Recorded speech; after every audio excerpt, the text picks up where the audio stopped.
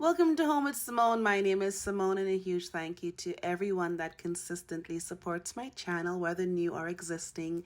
Today, we're going to be doing this 3-ingredient boxed cake for my birthday. I decided to just make my favorite flavored cake myself this year.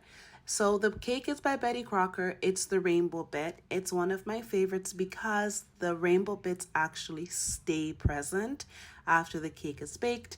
I'm using whipped cream cheese, and I got 3 of those. I may not use all 3. And also shredded coconut, the great value kind, and it's the sweetened one. Then I got Smucker's Pure Seedless Raspberry Jam, one of my favorite. I do use vegan butter. You don't need to use the vegan one. Whatever you want to use, because it's really just for my baking pan. The one thing I like about this cake is that it's 3 ingredients. It's oil, milk or water, and egg. So I'm not going to use milk, but I am going to use the water, the egg, and the oil. Normally it's vegetable oil. I always use extra virgin olive oil. So I am not going to be using the full measurement of the olive oil so that it doesn't overpower the taste of the cake. With my wet ingredients, aside from oil, I tend to like to mix them together. So the egg and the water are mixing together. And yes, guys, I know there's a shell in there. Don't you worry. I made sure there was no shells that fell into my mix. See, there it is in the bottom of the glass. So there's no eggshells in there. But once you have everything in the bowl, it's just a matter of mixing it together. And yes, I know I'm using a fork. You can use a whisk, you can use a mixer, whatever floats your boat. But I like to feel in my hand the texture of the batter so I know if I need to add anything else into it, because I'm not using the full measurements of what the box cake requires. Once that's done, I am going to put, like I said, a little less oil than what it recipe calls for, because I am using olive oil, and olive oil does have a strong flavor on its own. When you use about half of the amount that the recipe calls for, you don't taste the olive oil flavoring in your cake. You just taste the cake and you enjoy it being nice and moist. And guys, look at the batter. This is the consistency you want it to be, nice and creamy. Everything is mixed in. There is no dry batter left anywhere. And look at the rainbow chips. How cute are those? Time to add my shredded coconut. So I didn't tell you exactly the plan for the cake, but the cake that I'm making, I want it to be a coconut raspberry cherry cake. So that's what the goal is. This is what I used my butter for. It's a non-stick baking pan, but I still put a little bit of butter on there. Normally I would add flour so that the cake doesn't stick to the pan, but honestly, I'm out of flour and I really didn't have time to go buy any. Let's get that cake in the oven, and I have 2 more to make. I am doing 3 tiers of the cake. I put it to bake for 350. I don't even know how long because I use my nose to cook. Cake is out. Everything is perfect. Came out of the pan nicely. There's the other 2 in the background. The other 2 in the back didn't come out as perfect as the most recent one, but anyways, it will work. I'm just wrapping it in saran wrap. I am going to be putting them in the freezer overnight, and in that way, when I wake up tomorrow, all I have to do is decorate my cake. So I'm super excited about that. Just a little bit of inspiration here. My sister was the one that would always bake our cakes for us on our birthday, and unfortunately she passed away. So I'm keeping up that tradition going forward. She passed away at 38. She never made it to 39, and I decided for my 39th birthday I am going to start baking the cakes every year going forward in honor of my sister. So now we've got the cakes out of the freezer. This is the next day. They're not perfect by any chance. I am not a professional baker. I literally just kind of do things off the top of my head.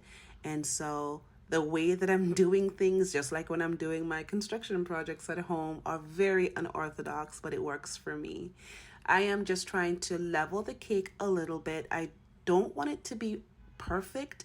I wanted a lot of imperfection, kind of rustic, and I wanted it to look almost just put together effortlessly, even though there's a lot of effort that was required in making this cake. So this is me just kind of trimming it down a little bit, taking off a lot of the uneven part of the cake so that I'm able to stack them without it leaning too much or without it tilting.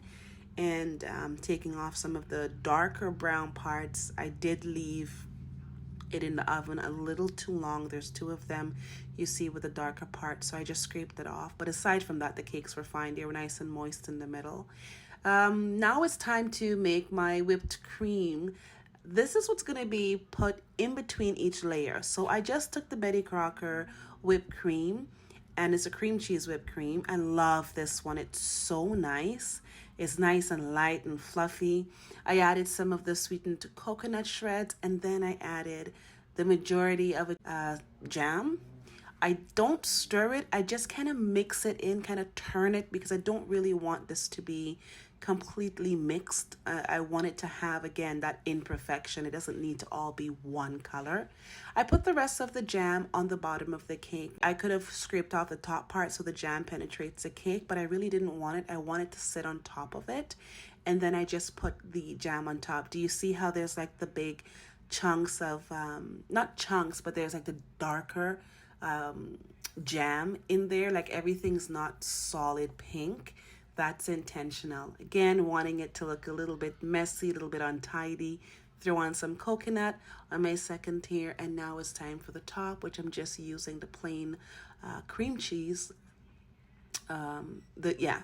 Just using the plain cream cheese on there, and it's just a matter of making it look a little messy but kind of neat at the same time. I was inspired by the Naked Cakes, but I'm just calling this my naughty cake because I literally am breaking all the rules of baking with this cake. So it's my 39th naughty birthday cake, if you want to put it that way. But I had a lot of fun with it. While the cake went back into the fridge, I decided, let me go ahead and make my birthday lunch. I didn't want anything super heavy, just taking it really easy this year. And I wanted to make some lettuce wraps. So got the lettuce. The thing about the lettuce is, and you can use any lettuce, romaine, like whatever lettuce you want. I use iceberg because when you cut them, it gives you perfect little cups, and I find that to be really visually appealing. Plus, I like the taste of it. They're not very dry. They tend to keep a lot of the moisture in it. I always wash them literally right before I use it so that the leaves are nice and fresh. I find if you do it after and you just leave them sitting there, the leaves get very soft, and I don't really want soft lettuce leaves. I want it to be nice and crispy and crunchy. So that's one of the reasons why I like the iceberg, and also why I tend to wash it and use it immediately. You can also put it in water overnight if you want that nice crispness. So this chicken is from Walmart, actually. It's a pre-baked barbecue chicken, and I'm just taking the meat and shredding that. I really didn't want to be slaving in the kitchen today. It's my birthday, and I wanted to just really relax and be able to enjoy the day. Throw a little oil in the frying pan, throw the chicken. It's a mixture of white meat and dark meat, and just stir it around. I am going to lightly season it. Again, it's rotisserie, so it already has some of the natural flavors in there. While that simmers down a little bit, and you don't want to leave it in the stove for too long because you don't want to dry it out, I just chopped up some of my tomatoes, chopped up some onion, really wanted avocado. Unfortunately, the vegetables just are not looking super healthy in the grocery store, so ended up just swapping it and adding cucumber instead, but it would have been nice to have that. Put a little bit of Diana sauce on there. It's the barbecue sauce. And now it's a matter of filling our little leaves. So you can call them bowls, you can call them shell, whatever you want to call them. Feel free to. Today we're using it as a wrap.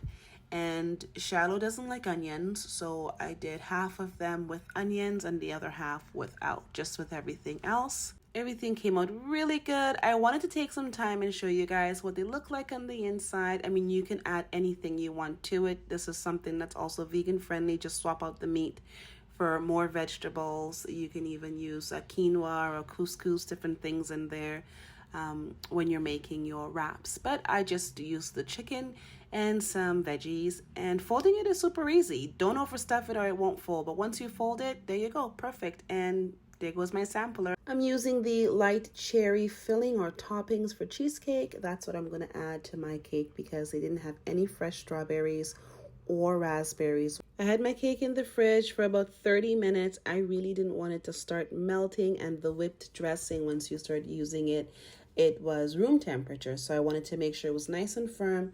So when I started adding my cherries to the cake, it wasn't going to be a complete disaster.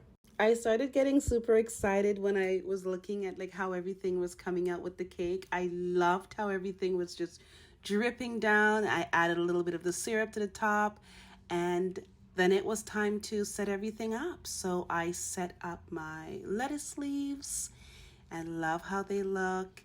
Or I should say my lettuce wraps. I had the cheese croissants, and there's my cake, guys. I'm so proud of myself. Can't wait to try her.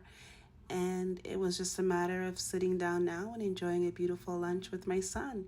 Thank you guys so much. I hope I was able to inspire you to be creative and think outside the box. I'll see you all in the next video.